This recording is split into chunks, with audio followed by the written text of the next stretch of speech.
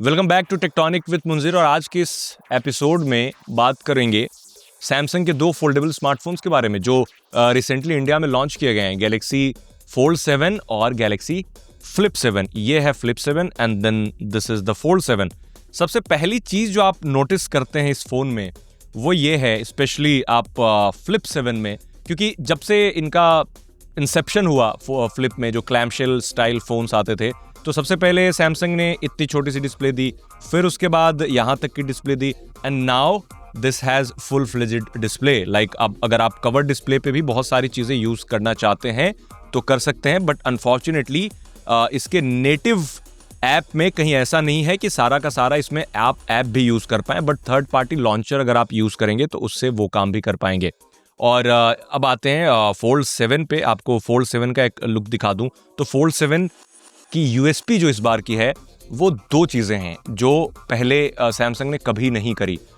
पहली चीज़ कि फ़ोन को इतना पतला बना दिया इन्होंने, जो कि एक नॉर्मल फ़ोन जो बार फ़ोन होते हैं उससे भी ज़्यादा पतला है फोल्ड करने के बाद भी।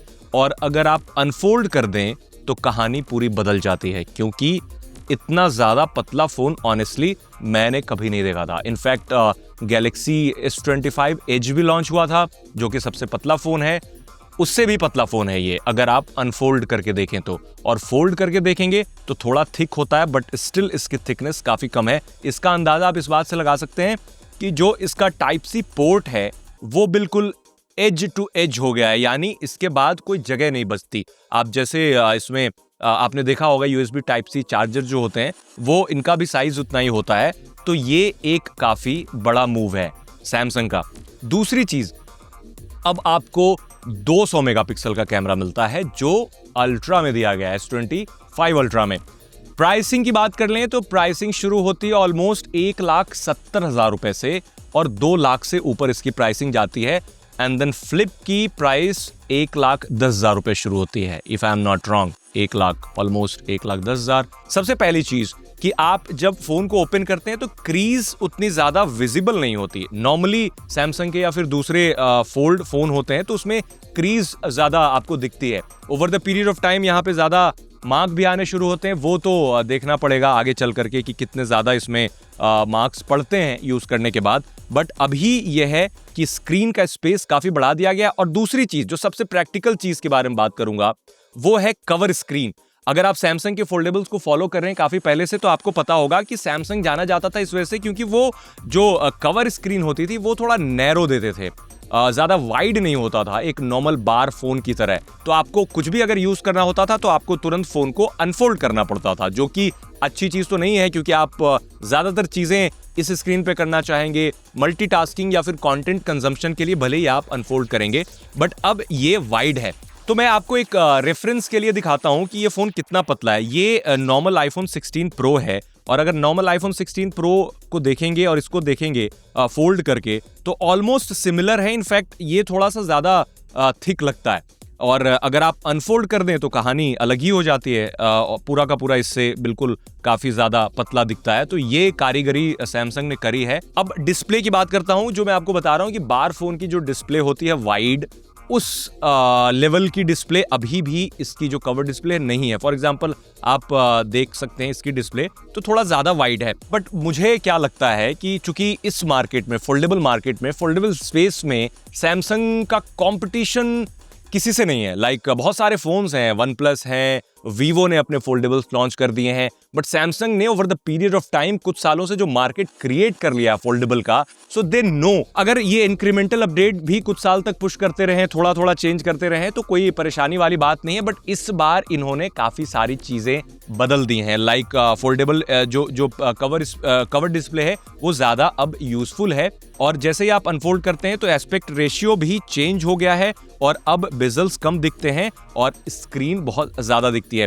सॉफ्टवेयर वाइज मोर और लेस सेम है, क्योंकि जो वन यूआई है, वन यूआई की खासियत ये रही है कि उन्होंने फोल्डेबल के साथ वन यूआई को बहुत अच्छे तरीके से कस्टमाइज किया है। लाइक छोटा टैबलेट, पॉकेट रॉकेट, आपको टैबलेट कभी भी इस फॉर्म फैक्टर का नहीं मिलेगा। और जैसे भी आप मल्टीटास्किंग करते हैं तो यहाँ टास्क बार को इतने अच्छे से इन्होंने कस्टमाइज और डिजाइन किया है कि आप कोई भी ऐप्स ओपन करते हैं दूसरा, तो टास्क बार जो है वो कंप्यूटर की तरह ही यहाँ पे स्टिल होता है, यहाँ पे कोई चेंज नहीं होता है। लाइक जो भी ऐप आपका पहले खुलता है वो चेंज होकर के यहाँ चला जाता है, सो दैट यू नो कि आपका रिसेंट ऐप्स जो हैं कौन कौन से खुले हुए हैं बैकग्राउंड में। और अगेन मल्टीटास्किंग का जहां तक सवाल है तो बहुत सारे फीचर्स जो पहले से आपको मल्टीटास्किंग के मिलते आए हैं वो अभी भी मिलते हैं। तो 200 मेगापिक्सल जो कैमरे के बारे में बात कर रहा था, हमेशा से ये होता है कि फोल्डेबल फोन जो सैमसंग के होते थे उसमें कैमरा 100 होते थे, मतलब मीडियोकर तो नहीं कहेंगे, एक फ्लैगशिप लेवल कैमरे होते थे, बट अल्ट्रा लेवल का कैमरा नहीं होता था। बट इस बार अल्ट्रा लेवल का कैमरा मिलेगा और उससे आप सेल्फी भी क्लिक कर सकते हैं, क्योंकि इसमें फोल्डेबल्स में हमेशा से एक फीचर मिलता है कि आप जो फ्रंट वाली डिस्प्ले है उससे as a view finder use कर सकते हैं, लाइक पूरी की पूरी स्क्रीन। तो आप ये 200 मेगापिक्सल से आप सेल्फी क्लिक कर सकते हैं आराम से, नो बिग डील। ये काफ़ी अच्छा फीचर है। और सैमसंग की ब्रांडिंग तो पहले भी नहीं होती थी, काफ़ी सारे लोगों ने कहा कि इसमें सैमसंग तो लिखा ही नहीं है, बट इन्होंने ब्रांडिंग यहाँ पर करी है जो काफ़ी पहले से करते आ रहे हैं। स्पेशली जो भी फोल्ड और फ्लिप फोन्स हैं उसमें AI का रोल भी बहुत बड़ा हो जाता है, एंड सैमसंग ने इस चीज़ को बहुत अच्छे से समझा है और इन्होंने धीरे धीरे करके बिक्सबी को साइडलाइन करना शुरू कर दिया। बिक्सबी, अगर आपको पता होगा, इनका वर्चुअल असिस्टेंट था और यही गलती एप्पल कर रहा है, क्योंकि ना किसी के साथ पार्टनरशिप करती है वो कंपनी AI को लेकर के, बट सैमसंग ने इस चीज को बहुत पहले समझा और उन्होंने गूगल के साथ ऐसी पार्टनरशिप करी है कि जेमिनाई को इस तरह से फोन में इंटीग्रेट किया है कि आपको कई बार पता भी नहीं चलता कि वो काम जेमिनाई कर रहा है। फॉर एग्जाम्पल, बहुत सारे इसमें गैलेक्सी AI फीचर्स हैं जो कि एप्पल AI से काफ़ी आगे हैं, और जब बात होती है फोल्ड की तो फोल्ड में AI फीचर्स और अहम हो जाते हैं, क्योंकि अगर आपको कोई सामने आपके बैठा हुआ है एंड देन उससे कॉन्वर्सेशन कर रहे हैं आप, कम्युनिकेशन हो रही है, तो रियल टाइम यहाँ पर ट्रांसलेट भी हो जाता है। ये सारे फीचर्स भी हैं and that's not the new feature, क्योंकि पिछले बार वाले भी फोल्ड एंड फ्लिप में ये फीचर्स दिए गए थे, तो इसके बारे में ज़्यादा बताने की कोई ज़रूरत भी नहीं है। दूसरी चीज़ की जो 200 मेगापिक्सल में कैमरे की बात कर रहा था वो वही वाला कैमरा है जिस वजह से इंडिया में स्पेशली अल्ट्रा पॉपुलर हो गया, क्योंकि 200 मेगापिक्सल कैमरा आ गया, वो जूम करने में काफ़ी इजी होता है एंड देन क्वालिटी अच्छी होती है उसमें, तो वो आपको इसमें भी फ़र्क साफ दिखता है 200 मेगापिक्सल से। अगर आप फोटोज़ क्लिक करते हैं तो क्वालिटी की कोई प्रॉब्लम नहीं होती है। कुछ डाउनसाइड्स हैं, सारे फोन्स की तरह इस फोन में भी कुछ डाउनसाइड्स हैं। फॉर एग्जांपल, इसकी बैटरी से आप ज़्यादा बैकअप एक्सपेक्ट ना करें। इवन दो मैंने थॉरली काफ़ी समय तक यूज़ नहीं किया, अब यूज़ करूंगा, जब फुल रिव्यू आएगा तो बैटरी के बारे में आप लोगों को जानकारी दे दूंगा। बट अभी मैं कह सकता हूँ 5000 mAh के अंदर ही बैटरी है दोनों की, चाहे फोल्ड की बात कर ले, फ्लिप की बात कर ले। बट फोल्ड जैसे फोन्स जो होते हैं वो ज़्यादा पावर कंज्यूम करते हैं, तो अप्रिशिएट मैं तब करता सैमसंग को जब silicon carbon battery tech already आ चुका है जो पतले फोन्स में लग रहे हैं, अगर किसी तरीके से वो ये काम कर देते, लाइक 5000 अबव 5000 mAh बैटरी, जैसे वीवो ने अपने फोल्ड में 6000 mAh की बैटरी दे दी है। सो 6000 mAh की बैटरी तो नहीं, कम से कम 5000 या फिर 5000 mAh से ज्यादा बैटरी अगर इसमें होती तो ज्यादा बेटर होता, वो नहीं है। दूसरी चीज ये कि चूंकि इसमें 200 मेगापिक्सल कैमरा लगा है तो आप कैमरा मॉड्यूल जो देख पा रहे होंगे थोड़ा सा ज्यादा रेज्ड है, थोड़ा उठे हुए हैं, तो आप जैसे ही इसे फ्लैट सरफेस पे रखते हैं तो वो फ्लैट फोन रह नहीं पाता है, बिल्कुल सीसो मूवमेंट होता रहता है, तो वो एक काफी सारे लोगों के लिए प्रॉब्लम हो सकता है। बट दिस इज समथिंग कि इसकी वजह से कोई फोल्ड फोन ना खरीदे, ऐसी बात नहीं है। दूसरी चीज ये है कि इसमें अंडर डिस्प्ले फिंगरप्रिंट स्कैनर नहीं मिलता, आपको साइड माउंटेड फिंगरप्रिंट स्कैनर दिया गया है जो काफी फास्ट है, वेरी फास्ट, और इसको सेट करना भी काफी फास्ट है और यूज करना भी काफी फास्ट है।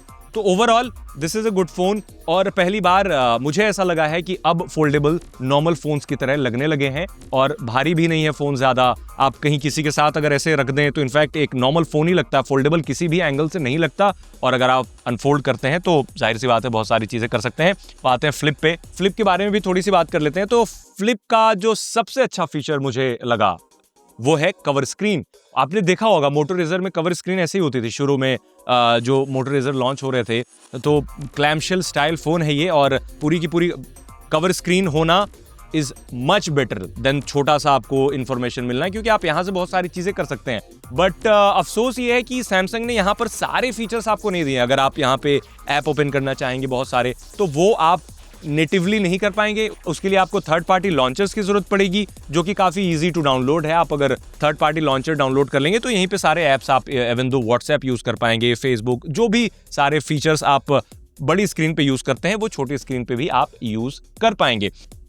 अब जैसे ही आप ओपन करते हैं तो ओपन करते ही आपको एक नॉर्मल डिस्प्ले, लाइक एक नॉर्मल जो बार फोन होता है उतनी बड़ी डिस्प्ले मिलती है। इनफैक्ट थोड़ा सा तो लंबा फोन लगता है ये अभी भी, और थोड़ा और वाइड हो गया है। और धीरे धीरे, जैसे कि मैं हमेशा कहता हूं कि सैमसंग को अभी मार्केट में उतना कंपटीशन है नहीं फोल्ड एंड फ्लिप में, तो धीरे धीरे वो अपडेट लाते हैं, इंक्रीमेंटल अपडेट लाते हैं। बट इस बार इंक्रीमेंटल अपडेट से काफी आगे कंपनी जा चुकी है। बट इंटरेस्टिंग तब होगा जब एप्पल की एंट्री होगी फोल्डेबल्स में, तब सैमसंग अपना जो होता है ना अनलीश द बीस्ट, उस तरह की चीजें करेगा। और मुझे लगता है कि ये जो बेजल्स अभी भी जो देख रहे हैं साइड में, उसको और कम कर देगा। बट एक लिमिटेशन है, क्योंकि इसमें हिंज का यूज होता है, तो उसके लिए पता नहीं वो क्या कर पाएंगे, I am not sure. But बहुत सारी चीजें बदलेंगी। जैसे एक चीज बदल गई, क्योंकि अब आपको पूरा स्पेस यहाँ पे मिलता है, और एक दो एनिमेशन काफी अच्छे हैं। लाइक यहाँ भी आप जो मेन कैमरा है, जो रियर कैमरा है, उससे आप सेल्फी वगैरह क्लिक कर सकते हैं, क्योंकि अब डिस्प्ले काफ़ी यूज़फुल हो गई है। तो पूरा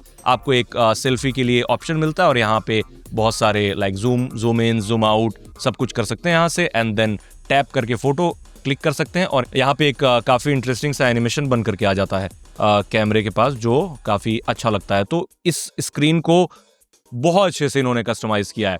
और दूसरी चीज, इस फोन में आपको क्वालकॉम का चिपसेट नहीं मिलता है, बल्कि सैमसंग का ही एक्साइनोस, जो कि इनका इन हाउस प्रोसेसर है। बट वो हेड टू हेड कंपेयर उसे कर सकते हैं आप क्वालकॉम के नए इलीट चिपसेट के साथ, जो कि आपको मिलता है फोल्ड में।